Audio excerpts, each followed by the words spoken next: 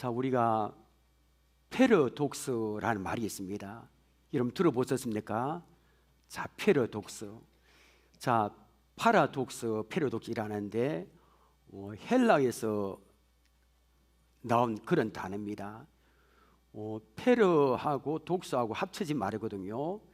그 페르의 뜻은 넘어서다입니다. 그 다음에 독스는 생각, 그 다음에 의견, 견해, 생각입니다. 그러므로 페르독스 이 뜻은 일반적인 생각, 일반적인 계매를 넘어선다는 겁니다. 넘어선다. 그리고 우리가 상식적인 생각이 이랬는데 그거를 패러도 홀쭉 넘어선다는 겁니다. 우리는 패러독스란 말을 우리는 역설이란 뜻으로 사용합니다. 여러분 역설적 진리 많이 들어보세요. 역설이 뭡니까? 겉으로 보기에는 모순되는 것 같고 불합리하게 보이지만 면밀히 보면 그 안에 생각지도 못한 엄청난 진실이 담겨있는 것을 역설이라 합니다. 예를 들면 지는 게 뭐 하는 것이다? 이기는 거다. 어떻게 지는 게 이기는 겁니다. 그런데 그렇습니다. 이게 바로 역설입니다. 우리 기독교를 역설의 종교다 이렇게 말합니다. 맞습니다. 성경을 보면 참으로 패러독스, 역설적 진리가 성경에 가득합니다. 성경에 나오는 가장 유명한 역설은 마태복음 16장 25절의 말씀이 아닐까 싶습니다. 자, 보십시오. 누구든지 제 목숨을 구원하고자 하면 잃을 것이요, 누구든지 나 예수님을 위하여 제 목숨을 잃으면 말이라 찾으리라. 이게 이해가 안 되잖아요. 우리 보통 사람은 자기 목숨을 이렇게 지키잖아요, 그죠? 근데 반대로 말씀하십니다. 제 목숨을 구원하고자 하면 잃고 누구든지 예수님을 위하여 제 목숨을 잃으면 찾는다. 뭘? 영원한 생명, 영생을 찾는다. 그 다음에 마태복음 23장 12절 보십시오. 누구든지 자기를 높이는 자는 모아지고 낮아지고 누구든지 자기를 낮추는 자는 높아지리라. 이것도 일반적 생각 정반대 아닙니까 여러분? 우리 보통 자기를 높이는 자는 피하라고 높아져야 됩니다. 자기를 낮추는 자는 겸손에 낮아져야 됩니다. 그런데 예수님은 반대로 이 안에 역설적 진리가 있습니다. 성경에는 이런 일반적인 생각을 뛰어넘는 역설적 진리가 참 많습니다. 오늘 읽은 본문도 역설적 진리의 내용입니다. 그것이 무엇인지 함께 살펴보겠습니다. 12절부터 시작되는 앞단락에는 예수님이 십자가를 지시기 위해서 예루살렘 입성하시는 모습이 기록되어 있습니다. 예수님이 예루살렘 입성하시자 큰 무리가 종려나무 가지를 손에 들고 막 이렇게 외칩니다. 호산나 찬송하리로다. 주의 이름 오시느니 곧 이스라엘의 왕이시 하고 찬송합니다. 예수님은 성경에 예언된 대로 한 어린 나귀를 보시고요, 그 나귀에 타셨습니다. 오늘 읽은 본문은 예수님께서 예루살렘에 입성하신 후의 일을 기록하고 있습니다. 먼저 20절, 21절 보십시오. 명절에 예배하러 올라온 사람 중에 헬라 몇이 있는데 그들의 갈릴리 베세다 사람 빌립에게 가서 청하게 이르되 선생이여 우리가 예수를 배우고자 하나이다 하니. 자, 이게 명절의 놉니다. 자, 여기에 명절은 무슨 절기일까요 여러분? 유월절입니다. 가장 큰 절기죠. 여러분 유월절 되면 이스라엘 사람들 다 갑니다. 특히 남자들은 무조건 저 멀리 시골에 있다 할지라도 예루살렘에 모이고요, 그 다음에 저 외국에 있는 유대인들도 다, 외국인들 다 옵니다. 자, 유월절에 예배하러 올라온 사람들이 많겠죠. 엄청납니다. 발디디는 도 없이. 그 중에 헬라인 몇이 빌립에게 예수님을 좀 만나보고 싶다 이렇게 요청합니다. 자, 이 부분은 설명이 좀 필요합니다. 헬라인 사람들이 예루살렘 왜 있을까요? 자, 여러분 우리나라도 외국의 침략을 많이 당했는데 이스라엘도 참 침략을 많이 당했습니다. 기원전 336년에 굉장히 오래됐죠. 이스라엘은 헬라의 알렉산더 대왕에게 나라를 침공당합니다. 빼앗깁니다. 그러니까 헬라 사람들이 많았겠죠. 아마 그 당시에 헬라 제국이 엄청 큽니다. 예수님 당시까지도 이스라엘 전역에는 헬라 사람들이 많이 있었습니다. 자, 헬라인 중 몇 사람이 예루살렘에 유월절을 맞이해서 올라왔는데 사람들이 굉장히 북적거리고 막 고함을 칩니다. 들어보니까 큰 무리의 사람들이 종려나물 가지를 흔들고 호산나 호산나 막 목이 터져라 외칩니다. 그 모습 보고 또 헬라의 맺이 예수님을 좀 뵙기를 원했습니다. 빌립에게. 근데 왜 예수님 뵙기를 원했는지 그 이유를 알 수 없습니다. 근데 여러분, 헬라 사람들이 예수님의 뵙기란 쉽지 않습니다. 그 이유가 무엇일까요? 유대인들은 헬라를 비롯한 이방인들을 친하게 안 지냈습니다. 상종 안 했습니다. 식사도 함께 같이 안 했습니다. 좀 배타적입니다. 그들을 예수를 만나고 싶어도 만나기 쉽지 않았습니다. 헬란 중에 몇이 예수님 제자인 빌립, 이 빌립에게 찾아간 것도 어느 이유가 있는데 그걸 설명이 너무 길고요. 빌립에게 가서 예수님과 면담하고 싶은데 좀 추천해 줄 수 없습니까? 라고 요청했습니다. 자, 헬라의 매체 요청을 받은 빌립은 어떻게 했을까요? 22절 봅니다. 빌립이 안드레에 가서 말하고 안드레와 빌립이 예수께 가서 여쭈니, 자, 빌립이 안드레와 친한 안드레와 야, 이거 예수님을 만나 뵙기를 원하는데 어떻게 하면 좋겠나 의논합니다. 그리고 안드레와 빌립이 예수님께 찾아가서 헬라의 맺이 주님을 뵙기를 원합니다라고 요청해서 이렇게 말씀드렸습니다. 자, 그때 예수님은 만나겠다 안 만나겠다 이 말씀을 하셔야 되는데 전혀 다른 말씀을 하십니다. 23절을 보십시오. 예수께서 대답하여 이르시되 인자가 영광을 얻을 때가 왔도다. 전혀 상관이 없는 말씀하십니다. 자, 이 말씀 자체 보면, 자, 영광, 여러분, 우리가 영광이라면 어떻습니까? 자기 이름을 내고 높아진 걸 말합니다. 그러면 우리가 이 말씀 자체만 보면 예수님 따라다니면서 오병의 기적을 체험한 사람들, 이스라엘 왕으로 삼자, 임금으로 삼자 하는 사람은 이 말씀하실 때 기분이 좋았습니다. 와, 드디어 우리 예수님의 영광을 얻을 때가 왔도다. 이스라엘 왕이 데리고 하시는가 보다 좋아했습니다. 근데 여러분, 여기서 예수님이 영광을 얻을 때는 우리가 생각하는 영광과는 정반대입니다. 자, 이것을 알기 위해서는 27절을 볼 필요가 있습니다. 자, 27절은 자, 보십시오.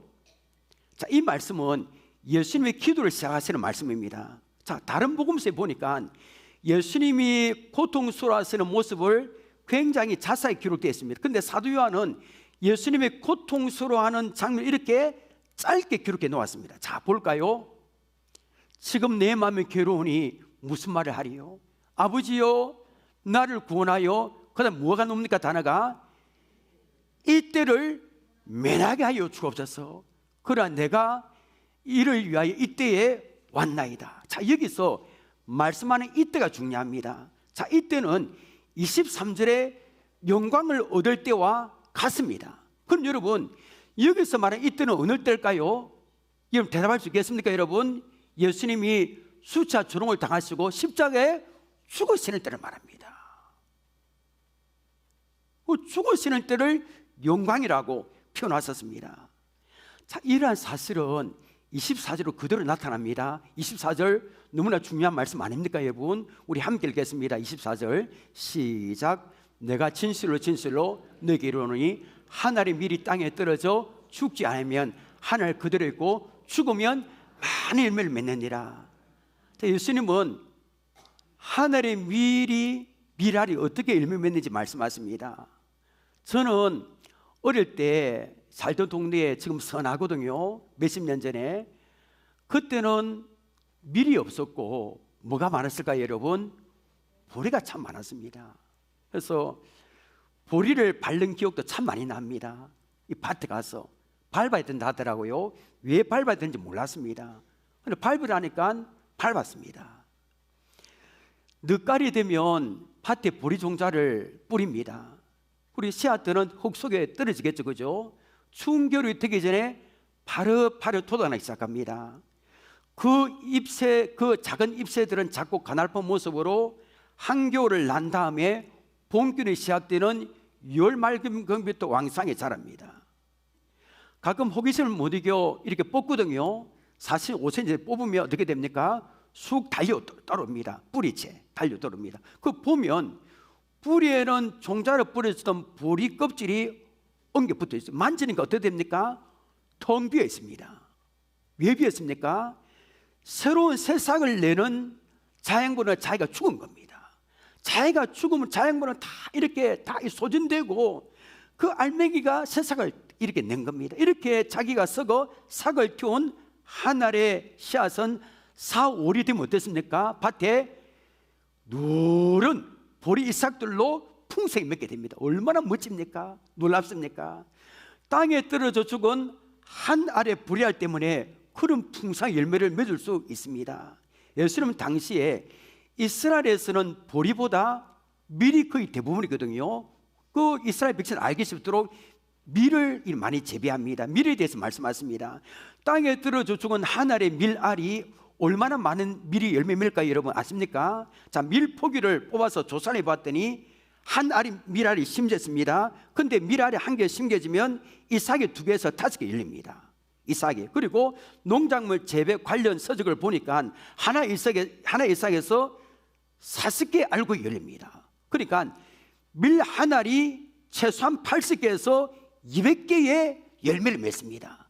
놀랍지 않습니까? 그리고 1년이 지나면 그 한 알이 또 하니까 몇천 개, 몇만 개 열립니다.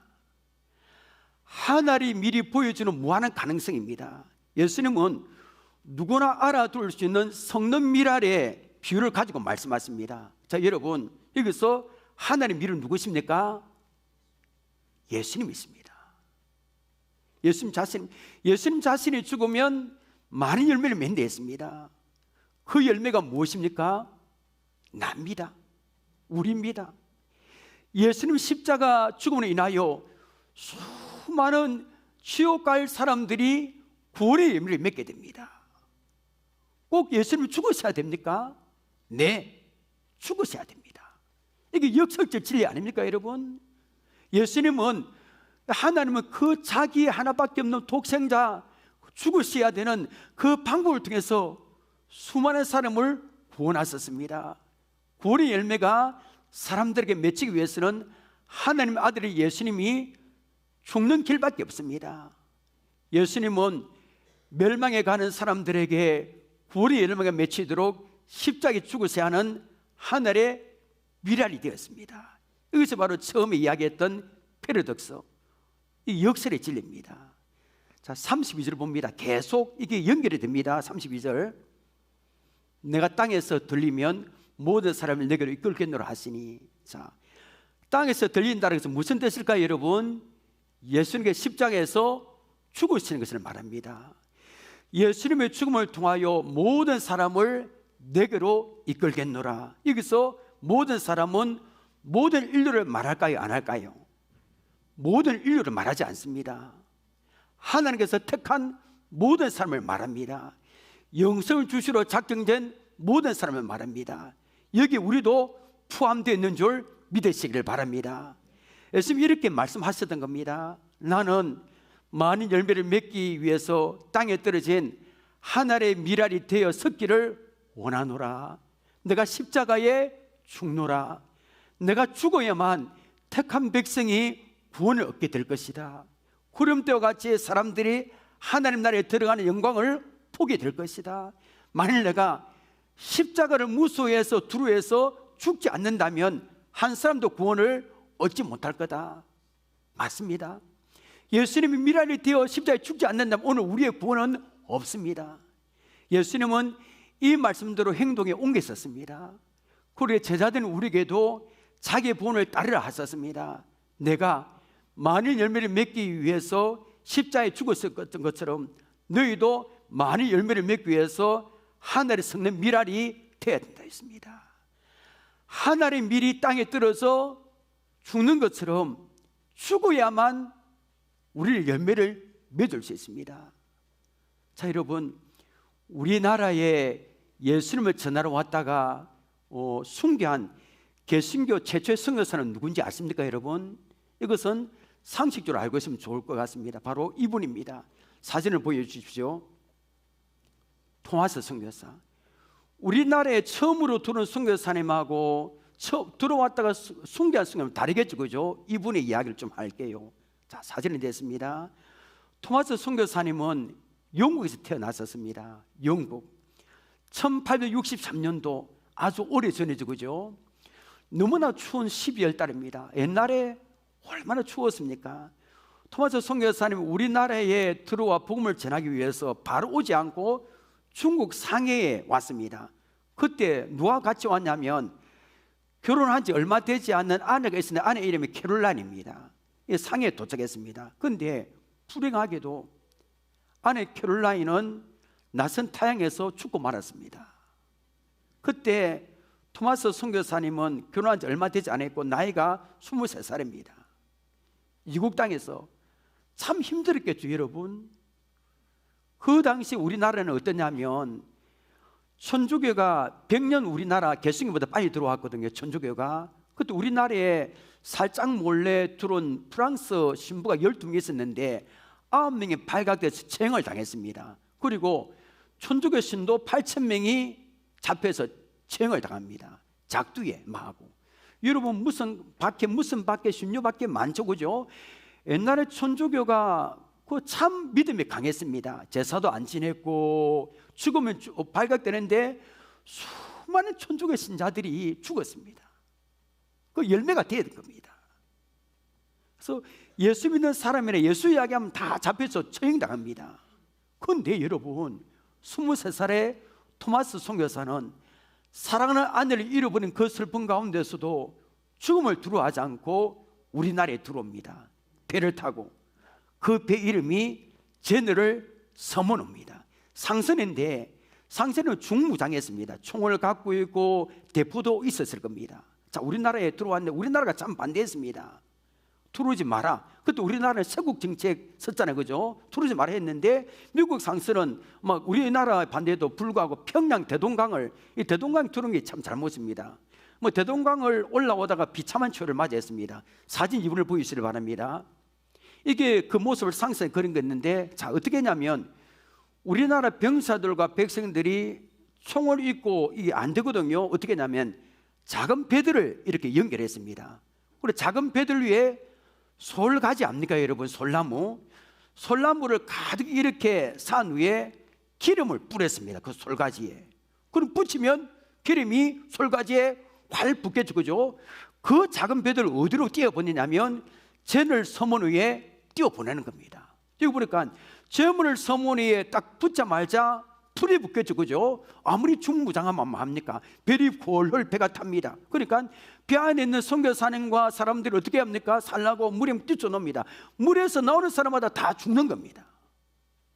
여기 사진 보면 병사들 육지에 한 분이 이렇게 한 사람이 무릎 꿇고 있죠. 그래서 토마스 선교사 육지에 나와서 모래사장에 두 무릎을 꿇고 기도 한참 하다가 체형을 당합니다.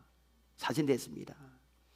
토마스 선교사는 죽기 전에 한문성경 한 권을 자기를 죽이려고 하는 병졸 박충권에게 줬습니다. 그런데 저도 예수 믿기 전에 여러분 성경이 좀 무섭대 보니까 우리는 옛날에 옆에 보면 뻘겋다 아닙니까, 그죠? 뭐 점질하고 안 받습니다. 안 받았겠죠, 그죠? 그런데 이 사람이 집으로 돌아가는 길에 이게 뭐냐면서 그냥 성경을 주워 가지고 읽다가 예수님을 믿었습니다. 그리고 후에 우리가 옛날에 안주노예였거든요. 이 안주교회의 영수가 돼. 영수란 말은 전도사 그런 겁니다. 그렇게 됐습니다. 그러니까 수많은 사람이 예수 믿었습니다. 토마스 선교사님 죽음은 땅에 떨어져 죽은 하늘의 미랄이 된 겁니다. 토마스 선교사님이 피가 뿌린 대동강물을 마신 사람마다 다 예수 믿었습니다. 여러분 옛날에 이 남쪽보다는 북쪽이 더 신앙이 뜨거웠습니다. 평양은 동방의 예루살렘이라 불릴 만큼 우리나라의 거룩한 도성이 됐습니다. 이런 분들의 죽은 미랄이 되었기 때문에 오늘 우리가 이렇게 우리나라 십자가가 많고 예수 믿는 사람이 많이 생겨난 겁니다. 그냥 된 게 아닙니다, 여러분. 그럼 여러분 하늘의 땅에 떨어져 섞는 미랄은 뭘까요? 우리도 죽어야 됩니까? 죽는 사람도 있습니다. 지금도 한해에 숭배한 사람이 10만 명입니다. 상상 초월해 중동 같은데 10만 명이 이 고든 신학 여기에 보면 평균이 10만 명 가까이 죽는다 이렇게 나왔습니다. 우리도 죽어야 됩니까, 여러분? 그러면 예수 믿을 분 거의 없을걸요. 우리 교회마다 텅 비어 있을 겁니다. 다 죽어야 되니까. 그럼 여러분 하늘에 서거져가는 밀이 된다, 이건 무슨 뜻일까요? 그 답은 25절에 있습니다. 자, 봅니다. 이것도 역설적입니다. 자기의 생명을 사랑하는 자는 잃어버릴 것이요, 이 세상에서 자기의 생명을 미워한다, 이게 죽이라 그 뜻이거든요. 버리라.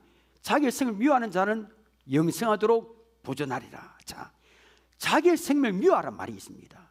우리의 생명을. 자, 이것은 성령 미랄이 된다는 것은 무슨 뜻인지 분명히 보였습니다. 여기서 생명을 헬라어로 푸시케입니다. 굉장히 중요합니다. 생명 푸시케.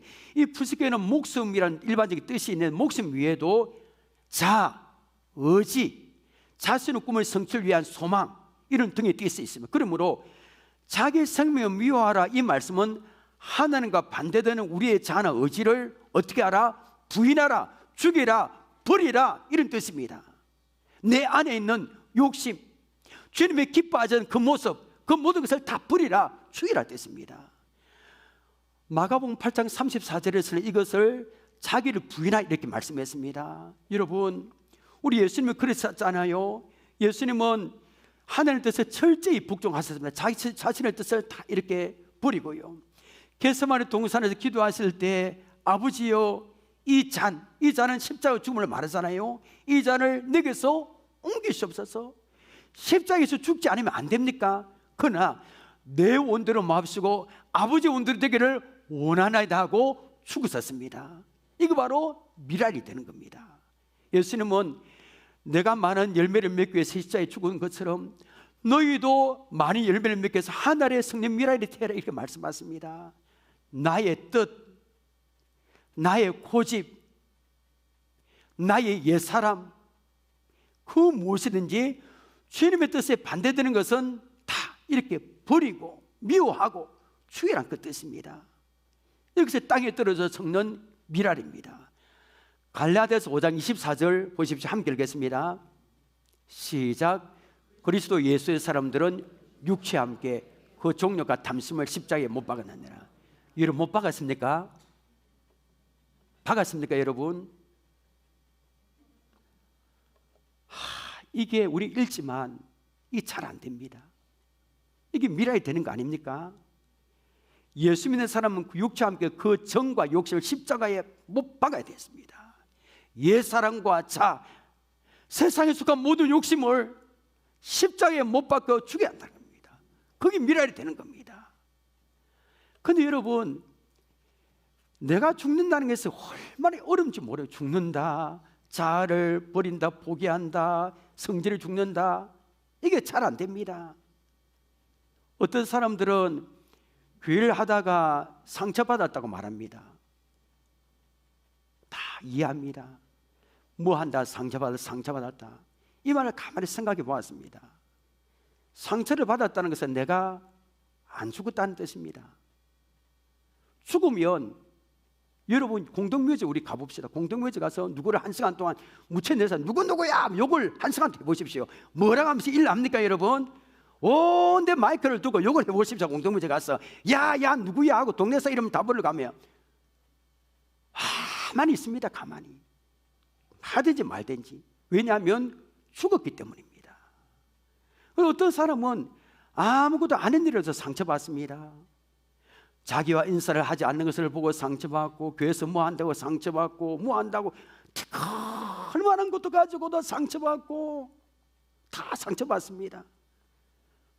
죽지 않았기 때문입니다. 내가 죽으면 교회를 하다가 누가 뭘 하든 잘 안 받습니다. 물론 이거 힘이 듭니다. 2005년도에 소천하신 유중표 목사님이랍니다. 이분이 별세 신학에게 정립했잖아요. 이분이 다 이렇게 간증문을 이래 훑어보다가 설교를 준비하기 위해서 보다가 참 이게 성질이 보통 성질이 아니었습니다. 예배 시간에 뭐 성가대에 엉뚱한 거 하고 있다가 보니까 책을 막 그대로 던지고요. 옆에 있는 사람 맞아가 경찰에 고발하고 막 경찰에 와서 그런 적도 있고 불같은. 목사님이 시골교회에서 목회할 때입니다. 마을에서는 어떤 사람이 목사님 참 힘들게 합니다. 찾아와서 힘들게 하고, 목사님 하도 힘들어서 하나님 저를 데려가시든지 그 사람 좀 데려가세요. 너무 힘듭니다. 어떻게 좀 해주세요 하고 기도했습니다. 그때 주님께서 목사님 마음 이런 마음을 주셨답니다. 얘야, 너만 힘드니 나도 그 사람 어떻게 할 수가 없단다. 주님도 어떻게 할 수 없다는 겁니다. 그러니 내가 죽어라. 어떻게 할 수 없다. 내가 죽어라. 나도 너를 위해 죽지 않았느냐. 목사는 그 음성을 듣고 깨어지고 자신의 죽음을 생각하며 목회했답니다. 그리고 나를 매일 죽는다라는 책을 집필했습니다. 아까도 말했지만 여러분은 죽었습니까? 살았습니까? 사실 우리 자가 죽는 거, 내 성질, 내 뜻 제일 어렵습니다. 죽어야지, 이제 죽어야지 하고 이랬습니다. 그런데 나의 자가 죽으려 한다고 해서 죽을 수 있는 게 아닙니다. 저도 마찬가지입니다. 설교를 하지만 하루 몇 번씩 죽었다가 몇 번씩 부활합니다. 살아납니다. 이게 안 되는 겁니다. 여러분, 자기가 죽었는지 살았는지 어떻게 알 수 있을까요? 간단합니다. 발표 보면 딱 드러납니다. 발표 보면 죽은 사람 밟아도 반응이 없습니다. 그런데 죽은 척 하는 사람 밟으면 뭐라고 하면서 반응합니다. 발표 보면 딱 합니다. 여러분, 사도 바울 고린도전서 15장 31절에서 나는 날마다 죽노라 했습니다. 저는 그 심정 이해합니다. 얼마나 힘들었을까요? 죽지 않으면 먹기를 할 수 없었기 때문입니다. 어제는 바울이 자기를 부인하고 죽고 십자가 주님의 뜻을 따랐습니다. 어제 분명히 죽었는데 오늘은 다시 그 자아가 다시 살아났을 경우입니다. 그러니까 날마다 죽지 않으면 감당할 수 없기 때문에 나는 날마다 죽노라 라고 이렇게 고백했잖아요. 그러므로 하나님 미래를 떠나서 많은 열매 맺기 위해서는 우리도 죽어야 되는 겁니다. 가족 구원, 이웃 전도 똑같습니다. 떨어져 하나님 밀어야 되는 겁니다. 내 자존심 다 버려야 됩니다. 남편이 형사인 분이 있었습니다. 형사인 분이 큰 교회 목사님의 간증입니다. 아내가 교회 여집사님, 남편이 예수 안 믿고 형사. 그런데 남편은 술만 먹으면 행패를 벌입니다. 집에 와서 아내를 때리고 욕을 하고 발길질하고, 그뿐 아니면 한다는 소리가 너 빨리 죽어라 합니다. 아내 보고 너 빨리 죽어라. 세상에 이런 소리까지 들어가며 신앙생활 하는 게 얼마나 힘들겠습니까? 다른 여집사님도 이렇게 어떻게 그렇게 사냐, 견딜만하냐 이렇게 걱정했습니다. 그런데 남편이 너 빨리 죽어, 이 말이 완전히 불이 되어 자기에 들어왔습니다. 너 빨리 죽어? 와, 내가 죽자. 그냥 진짜로 죽는 게 아니고요, 자기 자가 죽는 겁니다. 그냥 막 죽자. 그게 사는 길이다. 그러니까 남편이 술 먹고 행패를 해도 아무 말 안 했습니다. 예 하고. 근데 여집사님이 암에 덜컥 걸려서 서울중앙의료원에 입원했습니다. 교회 목사님 신방을 갔겠죠. 근데 신방가리가 마침 그 험상 굳은 남편 형사도 와 있는 겁니다. 여집사님이 남편의 손을 잡더니 목사님 보고 이렇게 이야기하잖아요. 목사님, 제 남편 참 훌륭하지요. 말이 안 되는 이야기를 하는 겁니다. 훌륭하다니. 근데 목사님 보고 그냥 내뱉은 말이 아니라 진짜로 그 여집사님 남편을 그렇게 존경하고 죽은 마음으로 무조건 이렇게 세워줬습니다. 남편은 아내가 입원한 뒤부터 매일 하루에 3번씩 이렇게 병원을 찾아왔습니다. 3번째 찾아와서 누워있는 아내 보고 여보 제발 죽지 마, 너 죽으면 나 지옥 가라고 말합니다. 자기도 나쁜 짓 하고 알고 있는 겁니다. 내가 예수 믿을 때는 죽지 마, 죽으면 나는 영원히 쉴 수 없네, 죄인이 돼, 너 죽지 마라고 하는 겁니다. 아내가 자존심 다 버리고 죽은 사람처럼 하니까 아무리 못된 사람이라 감동되어 예수님을 믿게 된 겁니다. 구원의 열매를 맺게 된 겁니다. 옛날 우리 교회에 한 17년, 18년 그래 됐을 겁니다. 전도사 시절에 개보동의 한신 아파트에 사는 나이가 젊은 여집사님이 있습니다. 지금도 얼굴이 생생합니다. 남편은 안 믿고. 그런데 참 신앙생활을 예쁘게 했습니다. 근데 그분도 암으로 투명했습니다. 집에 신방도 많이 갔고요. 그런데 죽기 전에 남편이 또 그런 예수 믿으면 안 되는 그런 가정인데 여보 꼭 예수 믿어야 돼 약속하고 이렇게 숨을 거뒀는데 남편이 예수 믿고 가족이 예수 믿었습니다. 그러니까 내가 미랄처럼 죽으니까 전도의 열매도 맺게 되는 겁니다. 여러분, 전도의 미랄이 되시기를 바랍니다. 죽는 겁니다. 내가 죽는 겁니다. 물질도 시간도 재능도 충성도 주님이 드리라고 감동 주실 때 결단하시고 헌신한 미랄이 되시길 바랍니다. 그 미랄이 물질의 미랄이 전도의 충성의 미랄이 많은 열매를 거두게 될 겁니다. 마지막으로 26절 보십시오. 사람이 나를 섬기려면 나를 따르라. 나 있는 곳에 나를 섬기는 자도 거기 있으리니 사람이 나를 섬기면 내 아버지께서 그를 귀히 여기시리라. 자, 여기서 예수님은 주님을 섬기려면 나를 따르야 했습니다. 그것이 하나의 미랄이 되는 겁니다. 자, 여기서 사람이 나를 섬기면 나를 따르. 여기서 섬긴다는 것은 집사가 되다. 집사가 되다. 집사는 시중을 두는 종을 말하잖아요. 그러므로 예수님의 말씀 이렇게 표현할 수 있습니다. 나의 제자가 되어 나를 따르려면 종이 되어 나를 섬기라. 아까는 미랄이 들어있습니다. 한층 더 주님을 따르라 했습니다. 나를 따라오라, 나를 따르라, 나를 섬기라는 겁니다.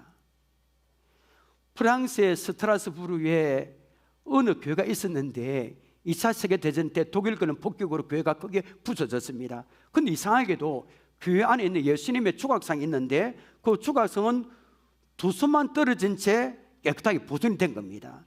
성도들은 조각상을 발견하고요, 그 계기로 이전보다 더 큰 교회를 지었습니다. 어느 날 한 조각가가 예수님의 그 부서진 두 손이 부서진 것을 보고 우리 교회에서 손을 좀 만들어서 붙이자 이렇게 건의했습니다. 그날 성도들의 결론은 다음과 같았습니다. 우리는 예수님 상이 없어진 손을 다시 만들지 않기로 했습니다. 왜냐하면 우리 자신들이 예수님 손의 역할을 해야 하기 때문입니다.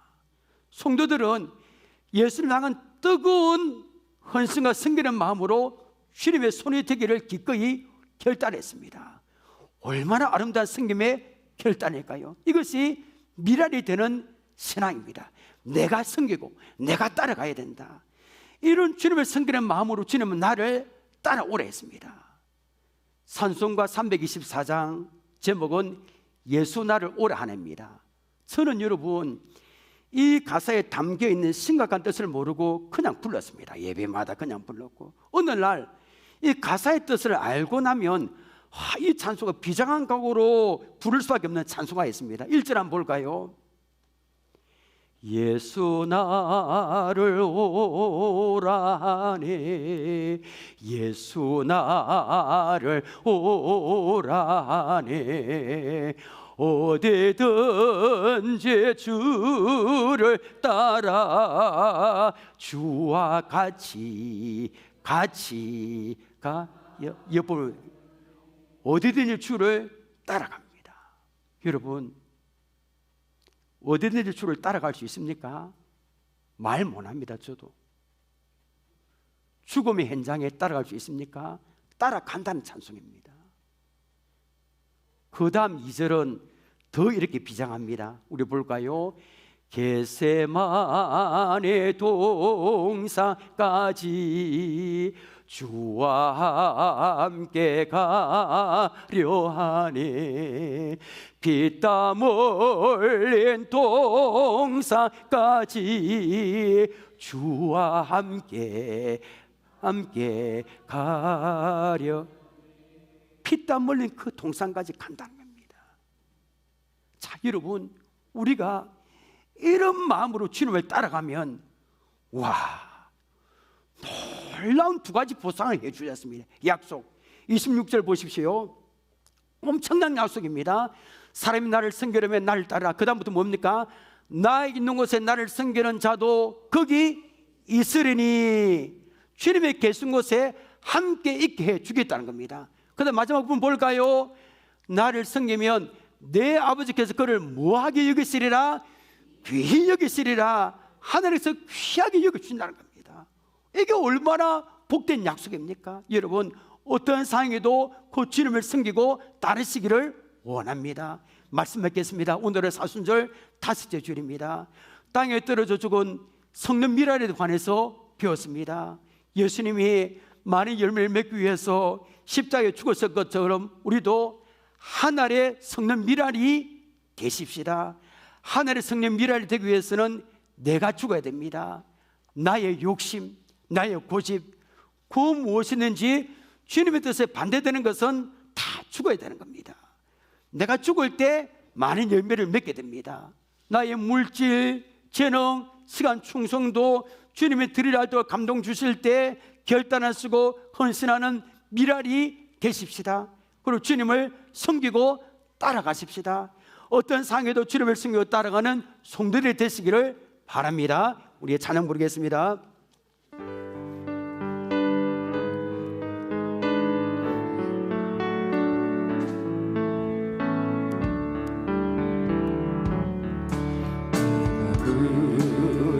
그리스도와 함께 십자가에 못 박혔나니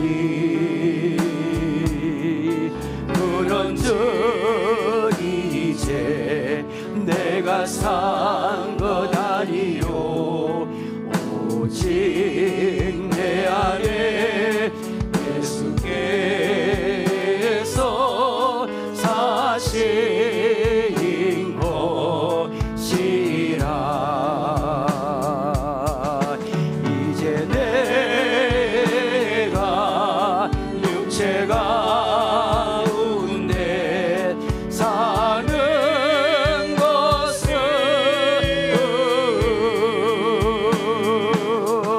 나를 사랑하사 자기 못 버리신 예수님. 우리 다시 처음부터 우리 고백합니다.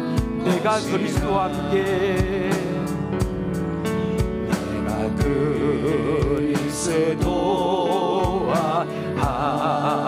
함께 십자가에 못, 우리 십자가에 우리 자아가 못 박히기를 원합니다. 그런즉 이제 내가 산 것 아니요 오직 내 안에 예수께서 사신 것이라. 이제 내가 육체 가운데 사는 것은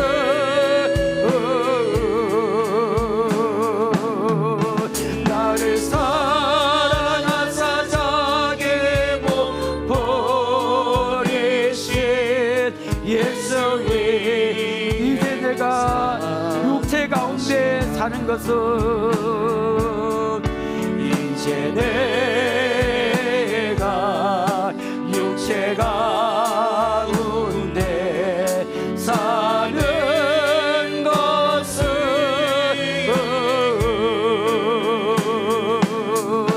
나를 사랑하사 자기 못 버리신 예수님. 주님 사랑해요.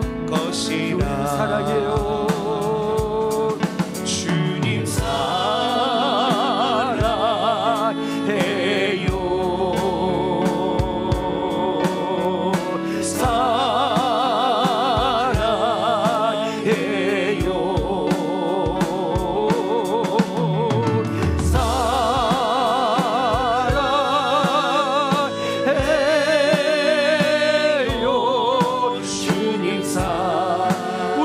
사랑한다고 고백하면서 그래야 우리 미래를 될 수 있습니다.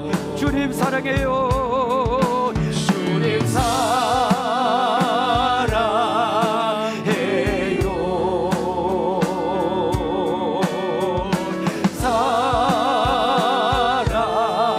사랑해요.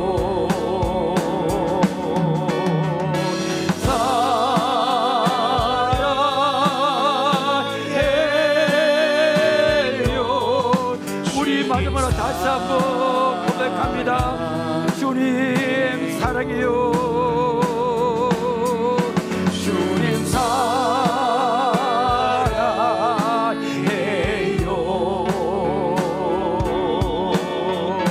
사랑해요.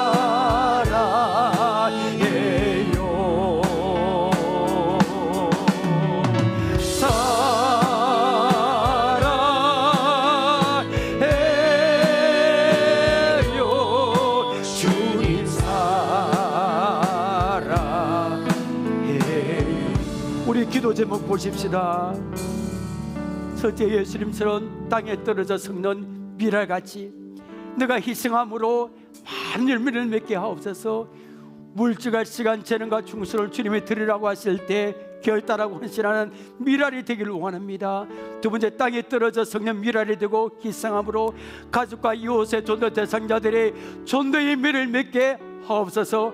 마지막 10번째는 하나님께서 귀하게 여겨주는 사실을 기억하며 어떤 상황에도 주님을 섬기고 따라가는 성도가 되기를 원합니다.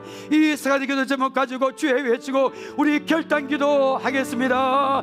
주여, 하나님, 오늘 아버지 이 시간에 우리가 우리 예수님처럼 땅에 떨어져 썩는 아버지 밀알같이 내가 희생함으로 아버지 많은 열매를 맺기를 우리가 결단합니다. 우리 예수님은 하나님 땅에 떨어져 아버지 죽은 밀알에 대해서 구원의 많은 열매를 맺게 하셨습니다. 그 안에 우리가 포함됐는데 우리도 아버지 성령 하나님 밀알이 되기를 원합니다. 열매만 우리가 따먹고 누리기만 하는 것이 아니라 우리가 이전에 밀알이 되기를 원합니다. 어떤 상에도 우리가 땅에 떨어졌는 밀알이 되기를 원합니다. 내가 희생함으로 많은 열매를 맺기를 원합니다. 물질과 시간, 재능과 충성을 주님이 드리라 감동하실 때 결단하기를 원합니다. 아무리 헌신하기를 원합니다. 헌신하고 결단하는 밀알이 되기를 원합니다. 땅에 떨어져 성령 밀알이 되고 희생함으로 가족과 이웃의 전도 대상자들이 전도의 열매를 맺게 하옵소서. 아버지, 우리가 아버지 가족의 구원을 위하여 이웃의 아버지 전도 대상자를 위하여 내가 죽기를 원합니다. 내가 희생하기를 원합니다. 내가 아버지 성령 밀알이 되기를 원합니다. 내가 성령 하나님 밀알을 될 때 우리 사랑하는 가족들의 구원의 열매를 맺게 하시고 아버지 전도 대상자들이 아버지 전도의 열매를 맺기를 원합니다. 하나님이 귀하게 여겨주는 사실을 기억하며 어떤 상황에도 주님을 섬기고 따라가는 성도가 되기를 원합니다. 주님을 따라가기를 원합니다. 주님을 섬기기를 원합니다. 그 일이 이루고 한갈지라도 하나님께 귀하게 여겨주는 사실을 기억하며 주님을 섬기고 따라가는 우리 모두가 될 수 있도록 하나님 아버지 은혜 베풀어 주시고 우리를 도와 주옵소서. 역사에 주옵소서. 하나님, 오늘 우리가 결단합니다. 예수님처럼 예수님의 성령 하나님 밀알 되어서 우리에게 구원의 열매를 맺게 하셨는데 이제는 우리가 그 열매를 따먹기만 하고 누리기만 하는 것이 아니라 우리 주님 말씀 붙들고 내가 삶의 현장에서 하나님의 성령 밀알이 되기를 원합니다. 주님이 드리려 할 때, 마음에 감동받을 때 물질과 시간, 재능과 충성을 드리게 하시고 또 땅에 떨어져 성령 밀알이 됨으로 희생함으로 우리 가족과 이웃의 전도 대상들을 구원받게 하시고 하나님이 귀하게 여겨주는 사실을 붙들고 어떤 상황에도 주님을 섬기며 따라가는 성도가 되기를 원합니다. 역사에 주옵소서. 예수님의 이름으로 기도합나이다. 아멘.